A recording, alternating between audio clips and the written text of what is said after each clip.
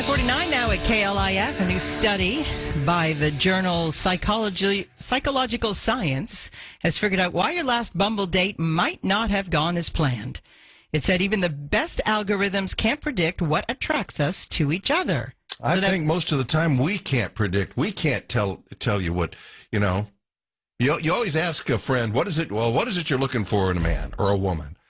And they give you some goofy answer, and they really don't know themselves. And a lot of times opposites attract. Exactly right. So why spend hours swiping right or left? In this morning's Daily Dose, talking about lifestyles, Donna Arp Weitzman, author and relationship expert. Good morning, Donna. Hi, how are you, Dave? Just fine. You know, one thing that we talk about when we start talking about dating apps is we always say, well, I guess it's better than the old days when we used to go meet people in bars. But I'm not so sure. That's where I met my wife, and we've been married almost 30 years. Yeah, dating apps, it sounds like nirvana, but many people feel real stress on dating apps. And the reason for that is you don't always connect with the person that you go out on the date with. In fact, most of the time you don't.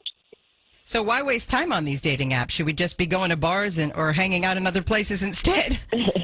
Well, it's still true, Amy, that the best way to meet a person that you're most likely to have an affection for or certainly a desire for is through other people. However, dating apps, what they do in dating through dating apps is give you more access, give you more opportunity to find the one that you're going to find attractive and also desirable.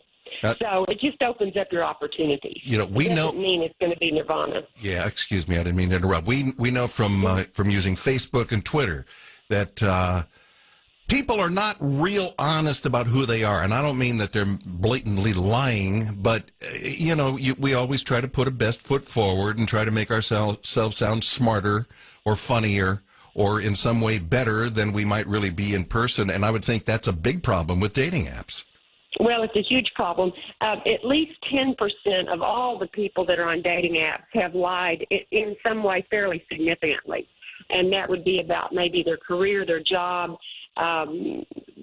all of their being married before. Perhaps they don't put down children. But about 10%, 1 in 10, you can count on telling a big fat lie. I'm sure people lie with their pictures, too, like they post pictures that are 10 years old so they look younger. Well, actually, about 48% of people on dating apps enhance their picture in some way.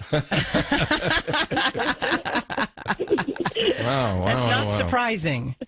So what do you suggest to a single person who's out there in the dating world and they do maybe use these apps? Well, I suggest, and let me give one more statistic. About 51% of the people now find someone that they're attracted to on dating apps. Now, that doesn't mean a long-term relationship. That doesn't mean they get married. But dating apps are certainly a great way, as I said before, to open up your opportunity. But just know, don't set yourself up to be Cinderella and find your prince almost immediately, because sometimes it can take years. And then use dating apps as an adjunct, but stay out there yourself. Keep going to those bars, Dave, as you mentioned, and Amy, and keep having your friends introduce you to people. So dating apps aren't the only way to meet people. You just need to meet a lot of people to find your prince. Now, we've been talking here lately quite a bit about the fact that young people today aren't dating as much. And you know, they're not pairing up, and kids aren't getting pregnant and all this stuff, but they do things in groups.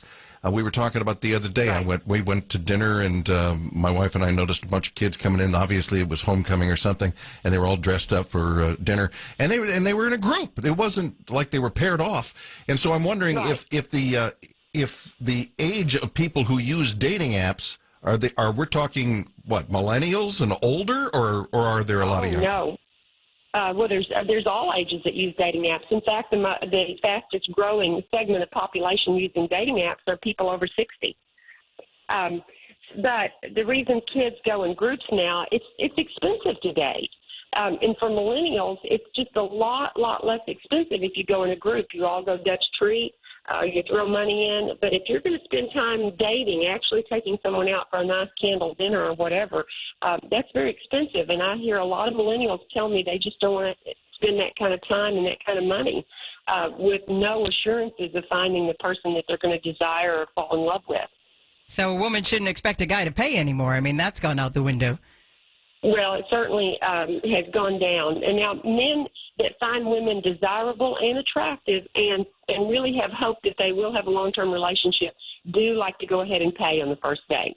That's kind of an old trait that's been left over from centuries. And so if you're a woman and you're going out and the guy really is interested in you and really is into you, you can expect that he's going to want to pay. Okay. Well, boy, things have changed. I've been married 24 years, so. You skipped the dating app. Yeah, definitely, definitely. All right. Well, thank you so much for your time this morning. We appreciate talking with you. It was very interesting. Well, you got to kiss a lot of frogs to find your prince. So keep I tell my kids that. There's truth there. Donna Arp Weitzman. David. Thank you. Donna Arp Weitzman, author and relationship expert. You can find her online.